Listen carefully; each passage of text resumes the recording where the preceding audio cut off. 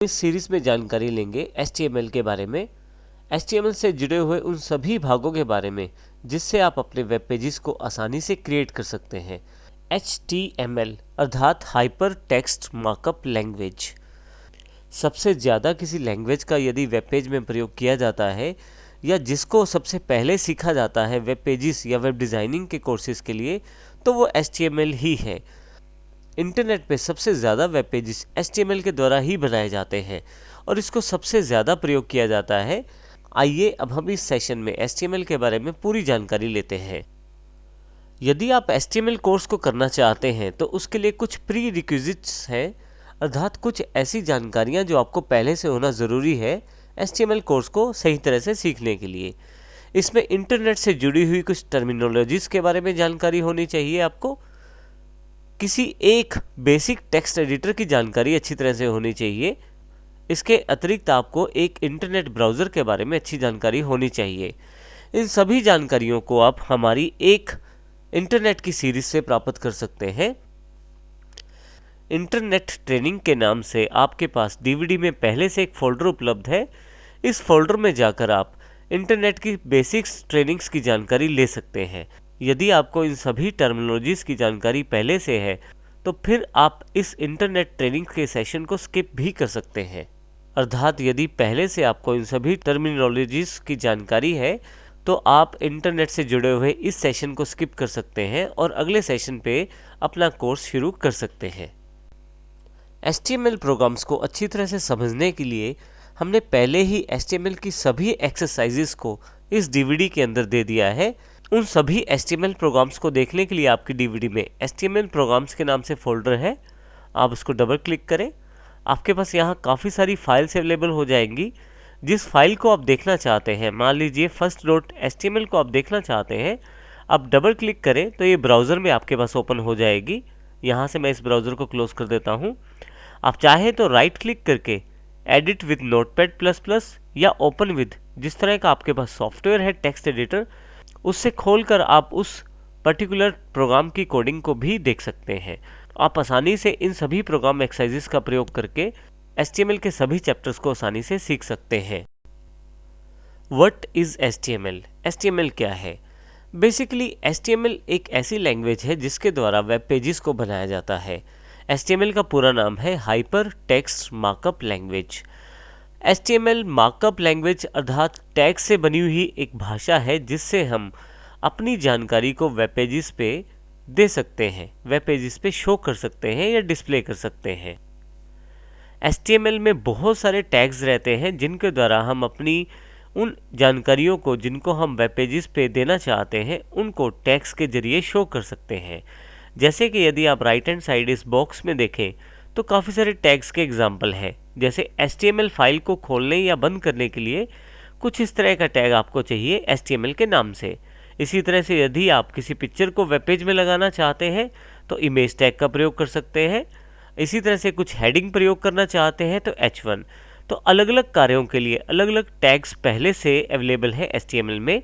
आपको उन टैग्स का प्रयोग करते हुए अपने वेब पेजेस को बनाना होता है। इस तरह से एक HTML फाइल में बहुत सारे टैग्स का प्रयोग किया जाता है और इस तरह से आपका एक वेब पेज बनता है उन सभी टैग्स के प्रयोग के द्वारा। हर एक टैग एक अलग डिफरेंट एलिमेंट को प्रदर्शित करता है और वो किसी न किसी कंटेंट को दिखाने के लिए वेब पेज में प्रयोग किया जाता है। HTML वेब पेजेस का एक मुख्य पार्ट रहता है हाइपरलिंक। एक पेज से दूसरे पेज पे जाने के लिए जिस लिंक का प्रयोग किया जाता है उसे हाइपरलिंक कहते हैं। हाइपरलिंक को प्रयोग करने के लिए भी आपके पास HTML में टैग रहता है। तो इस तरह से यदि हम HTML की बात करें तो HTML एक बेसिक लैंग्वेज है जिसके द्वारा वेब पेजेस के बेसिक स्ट्रक्चर को बनाया जा सकता है और ये वेब पेजेस को बनाने की एक शुरुआत जैसा है। इसका सीधा सा अर्थ ये हुआ कि वेब पेजेस में यदि आपको कुछ भी दिखाना है तो उसके लिए आप टैग्स का प्रयोग कर सकते हैं। जैसे उदाहरण के लिए यहाँ पे यदि आप रेड कलर के बॉक्स को देखें तो यहाँ पे P टैग का प्रयोग किया गया है जो पैराग्राफ को प्रदर्शित करता है वेब पेज में। यदि यहाँ देखें आप तो इस P टैग के द्वारा पैराग्राफ बनाया गया है वेब पेज के ऊपर। इसी तरह से यदि ब्लू बॉक्स में नीचे देखें तो इमेज टैग का प्रयोग किया गया है। इमेज टैग वेब पेज में पिक्चर या इमेज लगाने के काम आता है। तो आप देखें यहाँ पे एक पिक्चर लगाई गई है इस इमेज टैग के द्वारा। तो इस प्रकार आपने p टैग से पैराग्राफ और इमेज टैग से इमेज वेब पेज में लगा दी है। तो इस प्रकार आप अलग अलग टैग्स का प्रयोग करते हुए अलग अलग कंटेंट्स को आसानी से अपने वेब पेज में लगा सकते हैं। यहाँ ये भी बताना ज़रूरी है कि हर एक टैग कंटेंट दिखाने के लिए प्रयोग नहीं होता। कुछ टैग्स का अपना एक अलग मतलब रहता है HTML में, उनकी जानकारी हम आने वाले सेक्शन में ज़रूर लेंगे। इंटरनेट के विकास और विस्तार के साथ साथ HTML ने भी अपने विकास और विस्तार को जारी रखा है।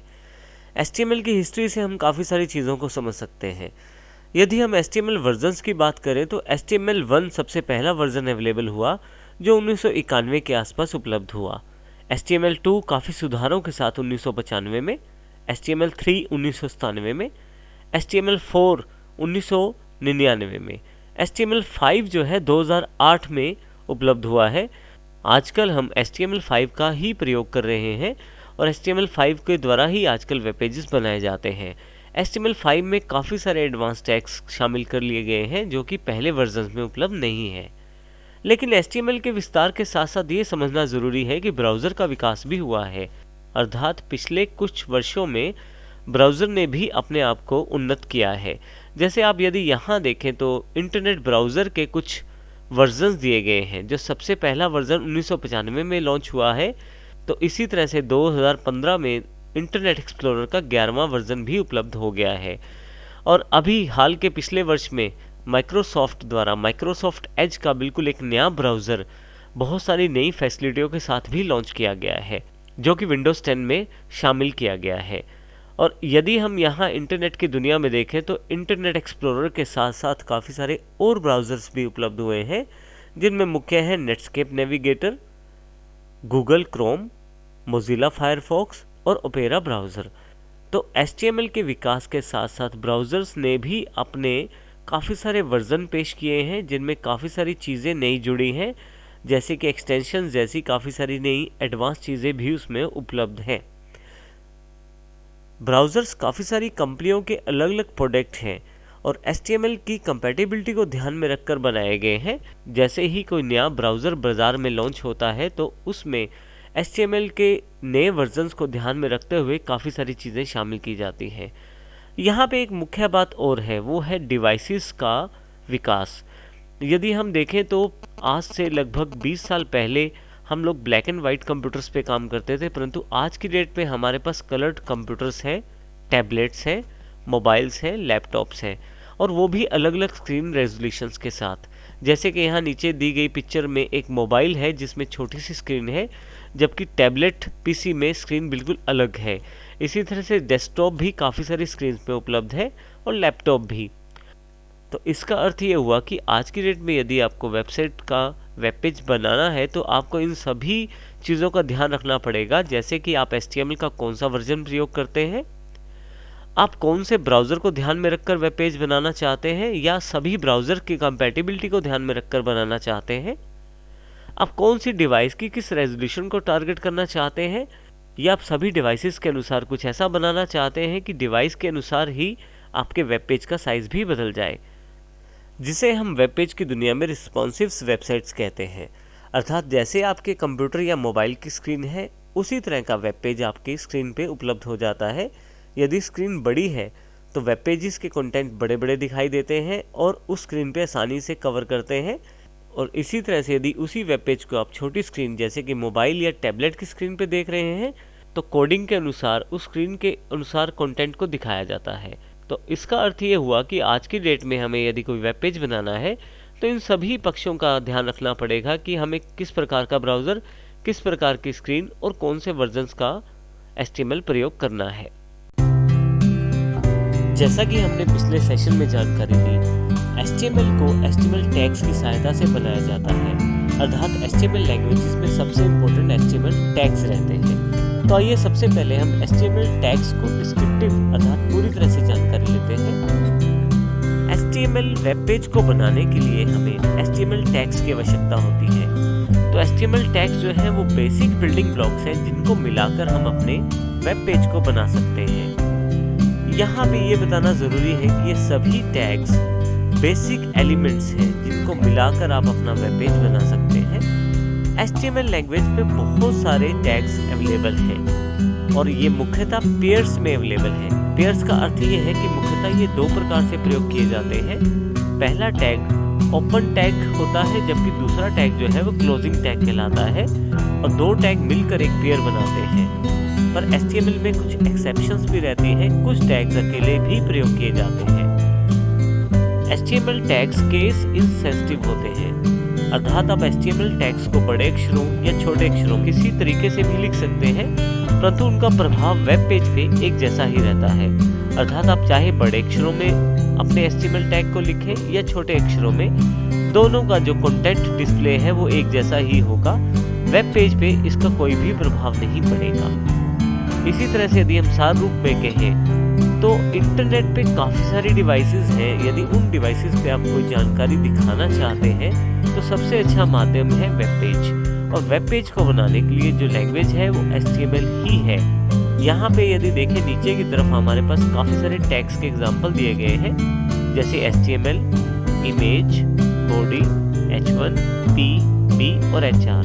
इस प्रकार के काफ़ी सारे टैग्स अवेलेबल हैं HTML लैंग्वेज में, जिनको मिलाकर हम अपनी वेबसाइट या वेब पेजेस बनाते हैं। तो आइए अब हम ये समझते हैं कि HTML टैग को किस प्रकार बनाया जाता है। HTML टैग को बनाने के लिए आपको देखें यहाँ 2 एंगुलर ब्रैकेट्स की आवश्यकता रहती है। ये दोनों ब्रैकेट्स मिलकर किसी टैग को डिनोट करती हैं। जैसे कि मैं HTML फाइल को खोलने के लिए जिस टैग का प्रयोग करता हूँ, वो जैसे कि HTML फाइल को शुरू करने के लिए जिस टैग का प्रयोग किया जाता है वो HTML टैग कहलाता है। तो यहाँ मेरे पास HTML फाइल को ओपन करने के लिए, शुरू करने के लिए जो टैग है वो HTML है। तो मैं दोनों एंगुलर ब्रैकेट्स के बीच में HTML टाइप कर देता हूँ, तो ये मेरा ओपनिंग टैग कहलाता है, जहाँ से मेरी HTML फाइल शुरू होने वाली है। इसी तरह से जब मुझे अपनी HTML फाइल को क्लोज करना है या ख़त्म करना है तो मुझे एक क्लोजिंग टैग लगाना पड़ेगा HTML का। अब यहाँ देखें तो एंगुलर ब्रैकेट्स में एक फॉरवर्ड स्लैश का प्रयोग किया गया है, बाकी टैग बिल्कुल सेम है ओपनिंग टैग जैसा।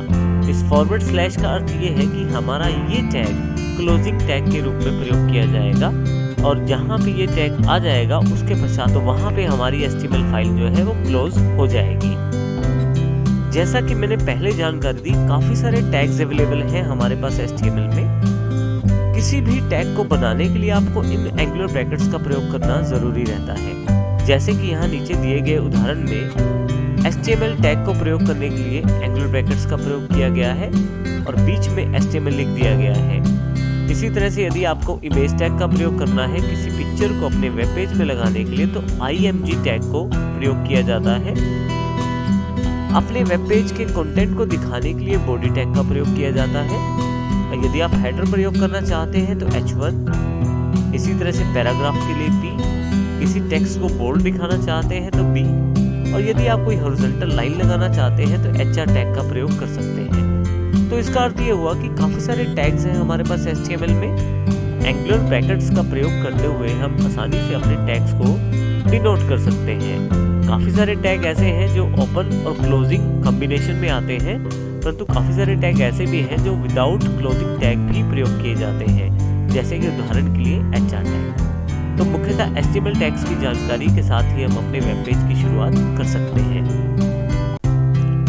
HTML फाइल्स को चलाने के लिए आपको 2 सॉफ्टवेयर्स की आवश्यकता रहती है। सबसे पहला सॉफ्टवेयर है कोई भी टेक्स्ट एडिटर जो बिल्कुल सिंपल टेक्स्ट एडिटर हो और वो रिच टेक्स्ट एडिटर ना हो।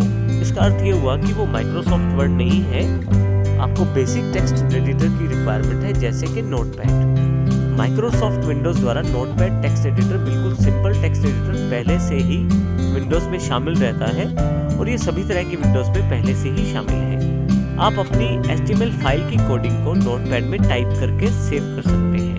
इसी तरह से यदि आप उस कोडिंग को वेब पेज के रूप में देखना चाहते हैं तो आपको इसके लिए एक ब्राउज़र की आवश्यकता होती है, जिसके लिए आप माइक्रोसॉफ्ट का इंटरनेट एक्सप्लोरर, या यदि आप विंडोज़ 10 प्रयोग करते हैं तो माइक्रोसॉफ्ट एज का प्रयोग भी कर सकते हैं, या गूगल कॉर्पोरेशन का गूगल क्रोम भी प्रयोग कर सकते हैं। HTML कोडिंग को टाइप करने के लिए आप नोटपैड का प्रयोग कर सकते हैं। नोटपैड खोलने के लिए आप यदि विंडोज 10 का प्रयोग कर रहे हैं तो स्टार्ट पर जाएं, ऑल प्रोग्राम्स पर जाएं, यहां से नीचे की तरफ आते हुए आप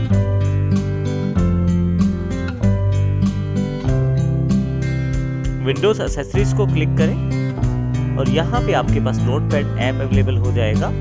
आप इसको क्लिक करके यहाँ पे खोल सकते हैं और इसमें आसानी से आप अपनी कोडिंग को लिख सकते हैं। अभी मैं इसको क्लोज कर देता हूँ। नोटपैड खोलने के लिए आप कोटाना के इस सर्च बॉक्स का प्रयोग भी कर सकते हैं। आप यहाँ टाइप करें नोटपैड,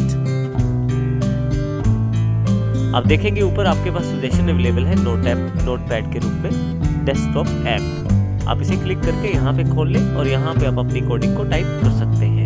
आप चाहें तो इसके लिए नोटपैड प्लस प्लस का प्रयोग भी कर सकते हैं। नोटपैड प्लस प्लस एक ओपन सोर्स सॉफ्टवेयर है जो कि इंटरनेट पे बिल्कुल फ्री उपलब्ध है। आइए हम कुछ स्टेप्स के साथ देख लेते हैं कि किस प्रकार आप इसको डाउनलोड करके इंस्टॉल कर सकते हैं। सबसे पहले आप गूगल सर्च इंजन में नोटपैड प्लस प्लस लिखें। आपके पास काफी सारे रिजल्ट्स उपलब्ध हो जाएंगे। आप पहला कोई भी रिजल्ट जो नोटपैड प्लस प्लस वेबसाइट का है आप उस पर क्लिक करें। आप देखेंगे कि आपके पास वेबसाइट अवेलेबल हो गया है नोटपैड प्लस प्लस का। यहाँ पे नोटपैड प्लस प्लस के काफी सारे एडिशंस या काफी सारे वर्जन्स की जानकारी है। आप लेटेस्ट वर्जन का प्रयोग कर सकते हैं जैसा कि मैंने किया है। यहाँ डाउनलोड बटन पे क्लिक करें। यदि आप गूगल क्रोम प्रयोग कर रहे हैं तो नीचे की तरफ आपके पास डाउनलोड कंप्लीट होने के पश्चात कुछ ऐसा ऑप्शन अवेलेबल हो जाएगा। आप यहाँ पे क्लिक करें और यहाँ से आप उसे ओपन कर सकते हैं। ओपन करते ही आपके पास कुछ ऐसा बॉक्स अवेलेबल है जो इंस्टॉलर की जानकारी देगा। अब आप नोटपैड प्लस प्लस को आसानी से यहाँ से इंस्टॉल कर सकते हैं। इंस्टॉल की जाने वाली भाषा को सिलेक्ट करें। डिफॉल्ट यहाँ इंग्लिश रहती है, मैं यहाँ ओके कर देता हूँ। उसके पश्चात आप कुछ आसान स्टेप्स को फॉलो करते हुए आसानी से नोटपैड प्लस प्लस को इंस्टॉल कर सकते हैं। जैसे नेक्स्ट यहाँ से, उसके पश्चात एग्रीमेंट को एग्री करें, फिर नेक्स्ट और नेक्स्ट करते हुए इंस्टॉल कर लें और फाइनली आपके पास यहाँ पे नोटपैड प्लस प्लस इंस्टॉल हो जाएगा। आप यहाँ से इसे फिनिश भी कर सकते हैं। अब यदि आप अपनी कोडिंग को नोटपैड प्लस प्लस में लिखना चाहते हैं तो उसके लिए आप स्टार्ट पे क्लिक करें और ऑल प्रोग्राम्स पर जाकर आप यहाँ नीचे की तरफ एन सेक्शन में नोटपैड प्लस प्लस को क्लिक करें और इस नोटपैड प्लस प्लस के आइकॉन को क्लिक करते हुए नोटपैड को खोल सकते हैं। नोटपैड प्लस प्लस कुछ एडवांस फीचर्स से लैस है, इसलिए मैं इसका प्रयोग करता हूँ। आप चाहें तो किसी भी बेसिक टेक्स्ट एडिटर में आप अपनी कोडिंग को कर सकते हैं। तो आइए अब हम देखते हैं कि किस प्रकार पहले बने हुए प्रोग्राम को मैं नोटपैड प्लस प्लस में खोल के देख सकता हूँ। यहाँ पे HTML प्रोग्राम्स के नाम से एक फोल्डर है, मैं यहाँ डबल क्लिक कर देता हूँ। यहाँ यदि आप देखें तो first.html के नाम से मेरे पास पहले से एक फाइल अवेलेबल है। मैं राइट क्लिक करता हूँ इस पे। यदि आपके पास नोटपैड प्लस प्लस इंस्टॉल है तो edit with notepad plus plus के साथ आप इसे खोल सकते हैं। आप देखेंगे फाइल मेरे पास यहाँ अवेलेबल हो गई है। मैं यहाँ इसको मिनिमाइज कर देता हूँ। इसको यहाँ से मैं हल्का सा इसका साइज छोटा करके साइड विंडो में से लगा देता हूँ। दूसरा सॉफ्टवेयर जो मुझे चाहिए अपने प्रोग्राम्स का रिजल्ट देखने के लिए वो है मेरे पास कोई ब्राउजर। मेरे सिस्टम में यहाँ पे काफी सारे ब्राउजर्स इंस्टॉल हैं, जैसे कि माइक्रोसॉफ्ट एज भी यहाँ पे है और गूगल क्रोम भी मेरे पास इंस्टॉल्ड है। आप इनको खोलने के लिए स्टार्ट पे ऑल एप्स पे जाकर माइक्रोसॉफ्ट एज पे क्लिक कर सकते हैं यहाँ से एम सेक्शन के अंतर्गत। यदि आप गूगल क्रोम का प्रयोग करना चाहते हैं तो स्टार्ट पर जाएं, ऑल एप्स पर जाकर जी सेक्शन पर जाकर आप यहाँ से गूगल क्रोम भी खोल सकते हैं। तो इस प्रकार मैं किसी भी ब्राउजर का प्रयोग कर सकता हूँ HTML कोडिंग को फाइल या वेब पेज के रूप में देखने के लिए। आइए देखते हैं किस प्रकार हम अपने वेब पेज या अपनी HTML फाइल को खोल सकते हैं। HTML प्रोग्राम्स पर आए। आप देखेंगे कि यहाँ पे first.html के नाम से एक फाइल पहले से अवेलेबल है। यदि मैं इस फाइल का कोडिंग देखना चाहता हूँ तो राइट क्लिक करके मैं edit with notepad plus plus के साथ इसे खोल सकता हूँ। ये देखिए मेरे पास इसकी कोडिंग अवेलेबल, ये देखिए मेरे पास इसकी कोडिंग अवेलेबल हो गई है। इसको मैं क्लोज कर देता हूँ। यदि वेब पेज के रूप में इस फाइल को मैं देखना चाहता हूँ तो मैं इसको डबल क्लिक कर देता हूँ, क्योंकि डिफॉल्ट रूप में, और यदि इसको वेब पेज के रूप में इसको मैं देखना चाहता हूँ तो मैं इस पर डबल क्लिक कर दूंगा। आप देखेंगे कि यहाँ पे मेरे पास विंडोज 10 में माइक्रोसॉफ्ट एज के साथ बाइंड है ये फाइल। तो जब डबल क्लिक करूंगा तो माइक्रोसॉफ्ट एज ब्राउजर में इस फाइल का रिजल्ट दिखाया जाएगा। आप देखेंगे ये उसी फाइल का रिजल्ट है जो मेरे पास first.html फाइल है। परंतु यदि मैं किसी और ब्राउजर में देखना चाहता हूँ तो मैं फिर से इस पे राइट क्लिक करूंगा। ओपन विद गूगल क्रोम का प्रयोग भी कर सकता हूँ या इंटरनेट एक्सप्लोरर का प्रयोग भी कर सकता हूँ। जैसे गूगल क्रोम के साथ खोलने के लिए मैं इस पे क्लिक कर देता हूँ तो वेब पेज का जो रिजल्ट है वो गूगल क्रोम के साथ अवेलेबल हो जाएगा। तो इस प्रकार मैं अलग अलग ब्राउजर्स या अलग अलग एडिटर्स में इस फाइल को देख सकता हूँ। यहाँ से इसे मैं क्लोज कर देता हूँ। अपनी आसानी के लिए आप इन सभी इम्पोर्टेंट सॉफ्टवेयर्स के शॉर्टकट आप यहाँ डेस्कटॉप पे प्लेस कर सकते हैं। उसके लिए आप स्टार्ट पर जाएं, ऑल एप्स पर जाएं। जैसे कि माइक्रोसॉफ्ट एज को मैं चाहता हूँ प्रयोग करना तो मैं यहाँ पे इसे ड्रैग करके बाहर ले आता हूँ। देखिए लिंक अवेलेबल हो गया है। इसी तरह से यहाँ से मैं गूगल क्रोम को बाहर ले आता हूँ और इसी प्रकार मुझे नोटपैड++ को ज्यादा प्रयोग करना है तो नोटपैड++ का भी यहाँ पे मैं शॉर्टकट क्रिएट कर लेता हूँ। तो इस प्रकार हम इन सॉफ्टवेयर्स की सहायता से आसानी से HTML फाइल्स को बना भी सकते हैं और उनका प्रयोग भी कर सकते हैं। तो आइए अब हम शुरुआत करते हैं अपने पहले HTML प्रोग्राम से और उसके एक्सप्लेनेशन से। अब यहाँ देखेंगे कि मेरे पास यहाँ दो सॉफ्टवेयर का प्रयोग किया गया है, नोटपैड और माइक्रोसॉफ्ट का एज ब्राउजर। यहाँ पे जो भी नोटपैड में लिखा गया है वो HTML कोडिंग में है और उसको जब ब्राउजर में खोला गया है तो एक वेब पेज के रूप में यहाँ पे दिखाया गया है। तो चलिए सबसे पहले हम इस प्रोग्राम की शुरुआत करते हैं और बारी बारी से सभी लाइंस की जानकारी लेते हैं। यदि हम अपने इस नोटपैड में देखें तो सबसे पहली लाइन जो हमारे पास यहाँ दी गई है वो डॉक्यूमेंट टाइप का डिक्लेरेशन है। अर्थात ये लाइन ये जानकारी देती है कि हम जिस HTML वर्जन को फॉलो कर रहे हैं वो HTML5 है। तो यहाँ पे पहली लाइन का अर्थ यहाँ पे HTML वर्जन की जानकारी देना है।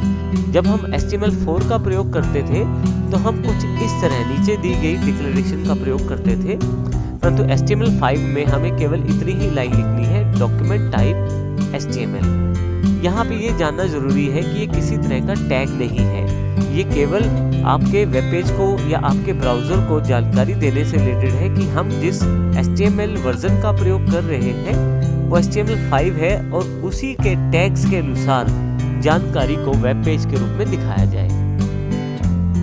आइए इस सेशन में हम देखते हैं कि किस प्रकार HTML फाइल को हम बना सकते हैं। जैसा कि मैंने अभी जानकारी दी, डॉक्यूमेंट टाइप जो है वो HTML के वर्जन की जानकारी देता है। यहाँ पे ये जरूरी है कि अगर आप इस लाइन को नहीं लगाते तो भी आपका HTML का प्रोग्राम बिल्कुल सेम रन होगा, उसके रिजल्ट में कोई फर्क नहीं रहेगा। परंतु स्टैंडर्ड्स को फॉलो करने के लिए हमें ये लाइन लगानी जरूरी रहती है और ये हमेशा पहली लाइन के रूप में ही प्रयोग किया जाता है डॉक्यूमेंट टाइप, जो हमारे HTML वर्जन की जानकारी देता है। क्योंकि हम HTML5 के वर्जन्स को ध्यान रखते हुए इन सभी फाइल्स को बनाना चाहते हैं तो हमारे सभी प्रोग्राम्स में ये लाइन पहली लाइन अवेलेबल है। अब इस लाइन के बाद की बात करें तो हमारे पास HTML फाइल का स्ट्रक्चर शुरू हो जाएगा। आइए अब हम HTML फाइल के स्ट्रक्चर को समझते हैं। HTML फाइल को शुरू करने के लिए आपको सबसे पहला टैग जो लगाना होता है वो HTML टैग होता है। अब देखें यहाँ एंगुलर ब्रैकेट्स में मैंने इस HTML को लिख दिया है, जो ये जानकारी देता है कि मेरी HTML फाइल यहाँ से शुरू है। जहाँ पे आप इस फाइल को एंड करना चाहते हैं, क्लोज करना चाहते हैं, वहाँ पे फॉरवर्ड स्लैश के साथ, एंगुलर ब्रैकेट्स के साथ इस HTML के क्लोजिंग टैग से ये जानकारी दे दी जाएगी कि हमारी यहाँ पे फाइल क्लोज है। इसके बीच में हम HTML फाइल का स्ट्रक्चर के द्वारा अपने वेब पेज को बना सकते हैं। HTML फाइल्स मुख्यतः दो भागों में विभाजित रहती है। पहला सेक्शन इसमें हेड सेक्शन होता है और दूसरा सेक्शन इसमें बॉडी सेक्शन रहता है।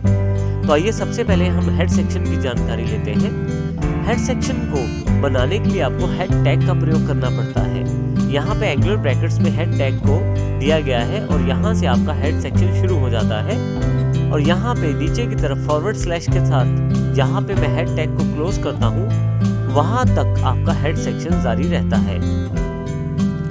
यहाँ ये बताना जरूरी है कि हेड सेक्शन और बॉडी सेक्शन दोनों बाकी टैग्स के कंटेनर की तरह कार्य करते हैं।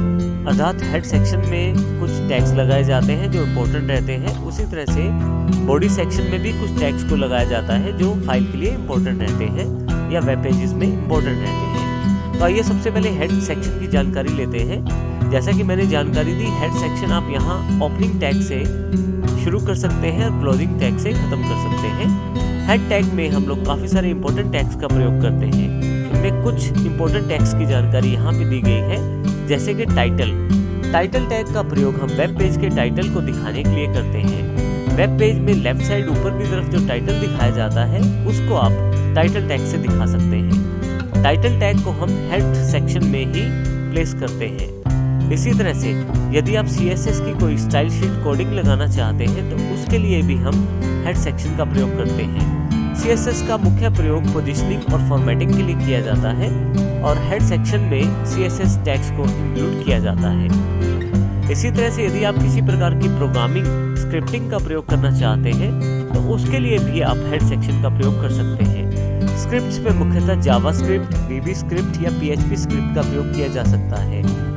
स्क्रिप्ट्स मुख्यतः यूजर इंटरेक्शन से रिलेटेड होती हैं, जैसे कि किसी बटन को दबाने से क्या काम होना है, ये जानकारी आप स्क्रिप्ट्स के द्वारा दे सकते हैं। इसी तरह से काफी सारे सर्च इंजन्स को आपकी वेबसाइट को अपने पेजेस पे डिस्प्ले करने के लिए कीवर्ड्स की आवश्यकता रहती है। तो इसके लिए आप कीवर्ड्स को डिफाइन करने के लिए भी हेड सेक्शन का प्रयोग कर सकते हैं, जिससे कि आपके वेब पेजेस को आसानी से गूगल या याहू जैसे सर्च इंजन्स पे देखा जा सकता है या ढूंढा जा सकता है। इसके लिए काफी सारे टैग्स का प्रयोग किया जाता है। आने वाले सेक्शंस के अंतर्गत हम इन सभी टॉपिक्स की जानकारी टैग्स के रूप में भी लेंगे। HTML5 का जो दूसरा मुख्य भाग होता है वो होता है बॉडी सेक्शन। बॉडी सेक्शन बनाने के लिए आपको बॉडी का ओपनिंग टैग और क्लोजिंग टैग लगाना होता है। उसके बीच में आप काफी सारे टैग्स का प्रयोग कर सकते हैं। जो टैग आप बॉडी सेक्शन के अंतर्गत प्रयोग करते हैं वो सभी टैग आपके वेब पेज में कंटेंट दिखाने का कार्य करते हैं। अब देखें कुछ इस प्रकार से यहाँ पे, जैसा कि यहाँ दिखाया गया है, स्मार्टो सिस्टम्स या let's start learning HTML series. ये जानकारी देने के लिए आपको बॉडी सेक्शन के अंतर्गत कुछ टैग्स का प्रयोग करना पड़ेगा ताकि आप आसानी से उनको इंफॉर्मेशन को डिस्प्ले करवा पाएं अपने वेब पेजेस के अंतर्गत। आइए अब हम इस एग्जाम्पल को प्रैक्टिकल रूप में समझते हैं। अब यहाँ देखिए, रेड वाली जो लाइंस है वो इम्पोर्टेंट लाइंस है। अब यहाँ पे हमारे पास दोनों सेक्शंस को यहाँ इंक्लूड किया गया है, हेड सेक्शन को भी और बॉडी सेक्शन को भी। यहाँ हेड सेक्शन के अंतर्गत यदि आप देखें तो मैंने टाइटल टैग का प्रयोग किया है। टाइटल टैग का प्रयोग आप अपने वेब पेज के टाइटल को डिस्प्ले करने के लिए कर सकते हैं। ये टाइटल यहाँ ब्राउजर में लेफ्ट हैंड साइड ऊपर की तरफ पेज के साथ यहाँ दिखाया जाता है। देखिए मेरे पास टाइटल जो यहाँ मैंने दिया है ISST एम्स HTML सीरीज है और वही टाइटल यहाँ पे माइक्रोसॉफ्ट एज के इस ब्राउजर में टाइटल बार में दिखाया गया है। इस तरह से बॉडी सेक्शन में दो टैग का प्रयोग किया गया है, H1 और H2। H1, H2 दोनों हेडिंग टैग से रिलेटेड है। हेडिंग टैग्स की जानकारी हम आने वाले सेशन में लेंगे, परंतु यहाँ पे हम ये जानकारी समझना चाहते हैं कि किस प्रकार हम हेड 1 और हेड 2 अर्थात हेडिंग टैग का प्रयोग करते हुए यहाँ पे कुछ कंटेंट डिस्प्ले करवा सकते हैं अपने वेब पेज के अंतर्गत। H1 जो है वो साइज में बड़ा रहता है, तो स्मार्टो सिस्टम्स यहाँ जो लिखा हुआ है वो यहाँ पे बड़े अक्षरों में दिखाया गया है। वहीं पे H2 H1 के मुकाबले थोड़ा सा छोटा रहता है। तो देखिए यहाँ पे let's start learning HTML series का जो टाइटल दिया गया है वो यहाँ पे दिखाया गया है। तो इस प्रकार आप हेड सेक्शन में काफी सारे इंपॉर्टेंट टैग्स का प्रयोग कर सकते हैं, जैसा कि हमने पहले जानकारी ली। और इस तरह से बॉडी सेक्शन में भी काफी सारे इंपॉर्टेंट टैग्स का प्रयोग करेंगे जो